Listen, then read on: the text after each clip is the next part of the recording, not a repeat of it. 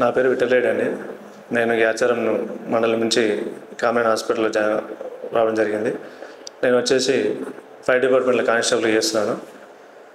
గత 4 నెలల క్రితం మా అబ్బాయి 7 నెలల 15 రోజులు ముందస్తుగా రిటర్న్ బేబీ కింద పుట్టడం జరిగింది.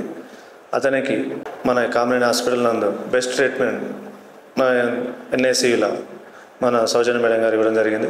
దాని తర్వాత మేము 15 డేస్ ఇక్కడ NACUలో ఉండి మంచి ట్రీట్మెంట్ అందుకొని హ్యాపీగా వెళ్ళడం జరిగింది.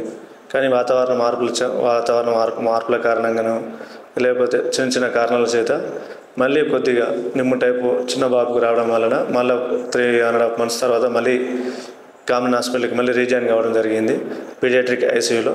దాని నందు మన మేడం కాంచన మేడం గారు చాలా బాగా చూసుకోవడం జరిగింది. వాళ్ళతో పాటు ఇక్కడ ఉన్న నర్స్ కానీ ఇక్కడ స్టాఫ్ కానీ మంచి బిహేవియర్, మంచి బిహేవియర్ అండి. కొన్నిసార్లు మా సందర్భంలో మా బాబు దగ్గర ఎవరు లేకున్నా కానీ వాళ్ళే చూసుకోవడం, వాళ్ళే చాలా సొంత బాబు లేక సొంత ఫ్యామిలీ మెంబర్స్ లేక చూసుకోవడం ఎక్సెట్రా అవన్నీ చేయడంలో తొందరగా చాలా తక్కువ టైంలో క్యూర్ కావడం జరిగింది. ఈరోజు మేము డిశ్చార్జ్ అయ్యి వెళ్ళిపోతున్నాము.